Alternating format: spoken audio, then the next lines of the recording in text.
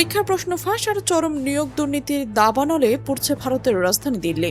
হাজার হাজার ক্ষুব্ধ ছাত্র জনতার উত্তাল চিৎকার, থমথমে পুরো রাজপথ। পুলিশের বেপরোয়া লাঠিচার্জ, একের পর এক টিয়ার সেল আর রণক্ষেত্রের রূপ নেওয়া দিল্লির আকাশ কি তবে এবার নতুন কোনো রাজনৈতিক ঝড়ের পূর্বাভাস দিচ্ছে? ককরোচ জনতা পার্টি বা সিজেপির পতাকা তলে রাস্তায় নেমে আসা এই তরুণরা যখন পিছু হটতে নারাজ, ঠিক তখনই আন্দোলনের আগুনে নতুন ঘি ঢেলে দিচ্ছে দিল্লির ঐতিহাসিক কিষান ঘাট এলাকার অবস্থান নিয়েছে ভারত মার্কিন বাণিজ্য চুক্তির ঘোর বিরোধিতা করা হাজার হাজার কৃষক। একে কি বলে ক্ষমতার চূড়ায় বসে থাকা সরকারের ভিত কেঁপে ওঠা? ঢাকা কিংবা কাঠমান্ডুর মতো রক্তক্ষয়ী গণ অভ্যুত্থানের হাওয়া কি এবার আছড়ে পড়েছে নরেন্দ্র মোদীর দিল্লিতে, যা ক্ষমতার মসনদকে নতুন করে এক চরম চ্যালেঞ্জের মুখে দাঁড় করিয়ে দিল? গণতন্ত্রের প্রধান স্তম্ভ বলা যায় মত প্রকাশের স্বাধীনতা আর সরকারের জবাবদিহিতাকে, অথচ আজ ভারতের শীর্ষ ক্ষমতার সেই মৌলিক গণতান্ত্রিক ইস্যুগুলোতেই মুখোমুখি দাঁড়িয়ে গেছে নজিরবিহীন এক সংকটে। এই আন্দোলনের নেপথ্যে জমে রয়েছে এক নির্মম ও হৃদয় বিদারক ট্র্যাজেডি। পরীক্ষার নিয়ম আর ভবিষ্যৎ অন্ধকারের মানসিক অশান্তিতে ভোগা একের পর এক 21 জন শিক্ষার্থীর আত্মহত্যার ঘটনা পুরো দেশের বিবেককে নাড়িয়ে দিয়েছিল। আন্দোলনকারীদের দাবিগুলো কিন্তু মোটেও অসম্ভব কিছু ছিল না। তাদের আবেদন ছিল অত্যন্ত সরল এবং প্রাঞ্জল। তারা চেয়েছিল মোদী সরকারের ক্যাবিনেট যেন সর্বভারতীয় নিট এবং সিবিএসই পরীক্ষায় প্রশ্নপত্র ফাঁস এবং দুর্নীতির বিরুদ্ধে শিক্ষার্থীদের তোলা অভিযোগগুলো অন্তত কানে তোলেন।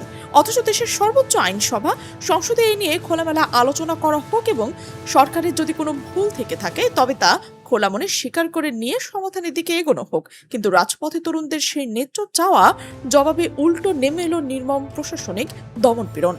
প্রশ্নপত্র ফাঁস এবং নিয়োগ দুর্নীতির বিরুদ্ধে সোচ্চার হওয়া এই ককরোচ জনতা পার্টির নজিরবিহীন প্রতিবাদের মুখে আজ যেন পুরো মোদী সাম্রাজ্য স্তব্ধ এবং অচল হয়ে পড়েছে। ভারতের প্রাণকেন্দ্রে দিল্লির রাজপথ এখন কেবলই তরুণ প্রজন্মের ক্ষোভ আর প্রতিরোধের এক জ্বলন্ত আগ্নেয়গিরি। ঠিক এই উত্তাল পরিস্থিতির মাঝে শিক্ষা এবং অধিকার কর্মীরা সোনাম ওয়াংচুংকে হাসপাতালে আটকে রাখা হলেও সেখান থেকে তিনি চালিয়ে যাচ্ছেন অনমনীয় আমরণ অনশন, যা আন্দোলনের গতিকে বহুগুণ বাড়িয়ে দাবানলের মতো ছড়িয়ে দিয়েছে। এই পরিস্থিতিতে আন্দোলনকে আরো ভয়ঙ্কর রূপ দিতে যুক্ত হয়েছেন পাঞ্জাবের সেই অদম্য কৃষকরা।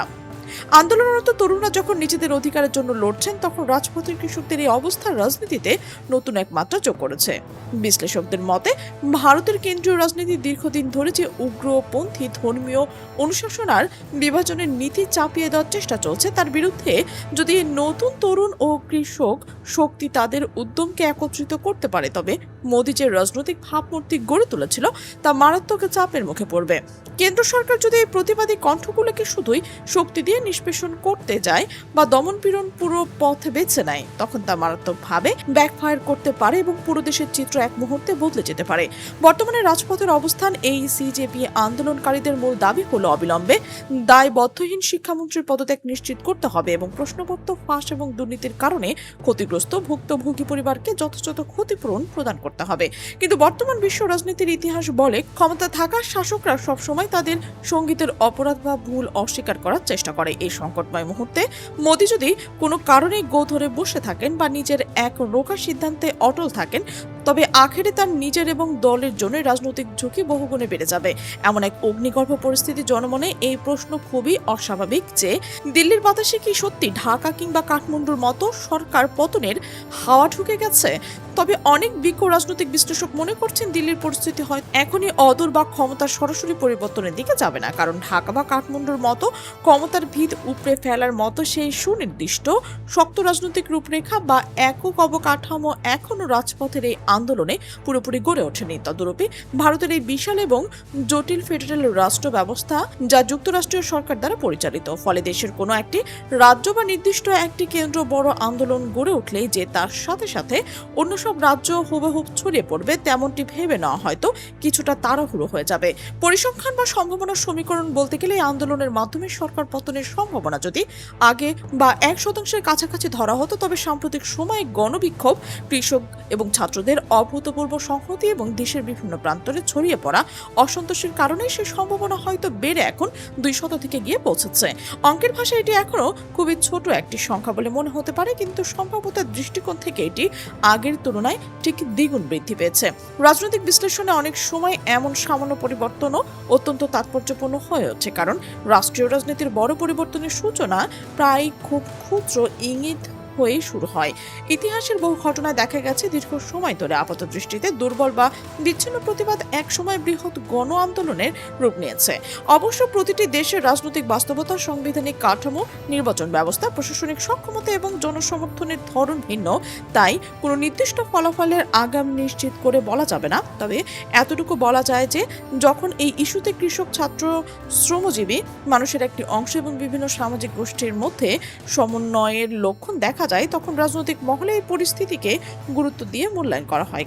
কারণ বিরোধিতার শক্তি শুধু মানুষের সংখ্যার উপর নির্ভর করে না, বরং নির্ভর করে আন্দোলনের ধারাবাহিকতা, সাংগঠনিক সক্ষমতা, জনমতের পরিবর্তন এবং সরকারের প্রতিক্রিয়ার উপর। এই প্রেক্ষাপটে সাম্প্রতিক বিক্ষোভের ফলে রাজনৈতিক অঙ্গনে যে অস্বস্তি তৈরি হয়েছে তা অস্বীকার করার সুযোগ খুব কম। ক্ষমতাসীনদের জন্য একটি সতর্কতার সংকেত হিসেবেও দেখা হতে পারে, কারণ জন অসন্তোষ যদি দীর্ঘদিনের হয় এবং নতুন নতুন সামাজিক গোষ্ঠী এতে সম্পৃক্ত হতে থাকে, তাহলে রাজনৈতিক অভিঘাত ভবিষ্যতে আরও বড় হতে পারে। তাই অনেক পর্যবেক্ষক মনে করছেন এই মুহূর্তে সরকারের পতনের সম্ভাবনা নিয়ে নিশ্চিত কোনো সিদ্ধান্তে পৌঁছানো না গেলেও রাজনৈতিক ঝুঁকি মাত্রা আগের তুলনায় বেড়েছে। এমন মূল্যায়নকে পুরোপুরি উড়িয়ে দেওয়া যায় না। রাজনীতিবিদ এবং অভিজ্ঞ বিশ্লেষকদের একটি অংশের মতে এই উত্তাল গণবিক্ষোভ হয়তো তাৎক্ষণিকভাবে মোদী সরকারের পতন ঘটাতে পারবে না, কারণ একটি নির্বাচিত সরকারের স্থায়িত্ব নির্ভর করে সংসদীয় সংখ্যাগরিষ্ঠতা, সাংবিধানিক প্রক্রিয়া, রাজনৈতিক জোট এবং নির্বাচনী সমীকরণের মতো একাধিক বিষয়ের উপর। তবে একই সঙ্গে তারা মনে করেছেন সাম্প্রদায়িক আন্দোলনে দেশের তরুণ প্রজন্মের এক ধরনের গভীর হতাশ, ক্ষোভ এবং পরিবর্তনের আশঙ্কাকে দৃশ্যমান করে তুলেছে।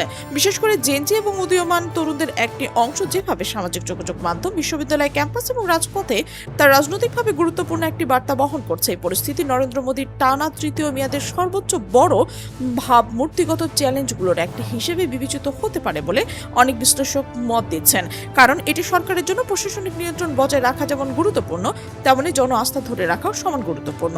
যদি দীর্ঘ সময় ধরে তরুণ সমাজের একটি বড় অংশ নিজেদের দাবিকে উপেক্ষিত মনে করে, তাহলে সেটি ভবিষ্যতে নির্বাচিত রাজনীতিতেও প্রভাব ফেলতে পারে। অন্যদিকে ক্ষমতাসীন পক্ষের সমর্থকদের যুক্তি দিচ্ছে বিচ্ছিন্ন বা সীমিত পরিসরে আন্দোলনকে অতিরঞ্জিত করে দেখার কোনো সুযোগ নেই এবং সরকারের প্রতি এখনও উল্লেখযোগ্য জনসমর্থন রয়েছে। ফলে বর্তমান পরিস্থিতিতে রাজনৈতিক পরিণতি কি হবে তা এখনই নিশ্চিতভাবে বলা সম্ভব নয়। তবে একটি বিষয় স্পষ্ট, ক্ষমতার প্রশাসনিক দৃঢ়তা এবং তরুণদের স্বতঃস্ফূর্ত প্রতিবাদের মাধ্যমে যে দৃশ্যমান টানাপোড়েন তৈরি হচ্ছে তা সাধারণ রাজনৈতিক ঘটনার চেয়ে অনেক বেশি আলোচিত এবং বাস্তবতা হয়ে উঠেছে। আগামী দিনগুলোতে আন্দোলনের বিস্তার, সরকারের নীতিগত প্রক্রিয়া, বিরোধী দলগুলোর ভূমিকা এবং সাধারণ মানুষের অবস্থান সবকিছু মিলিয়ে নির্ধারিত হবে এই পরিস্থিতি কোন দিকে মোড় নেয়। শেষ পর্যন্ত রাজনৈতিক পরিবর্তন ঘটবে নাকি আলোচনার মাধ্যমে উত্তেজনা প্রশমিত হবে, সেই উত্তর সময় দেবে। বর্তমানে দেশ বিদেশের রাজনৈতিক পর্যবেক্ষকদের দৃষ্টি মূলত এই পরিবর্তনশীল পরিস্থিতির দিকেই নিবদ্ধ রয়েছে।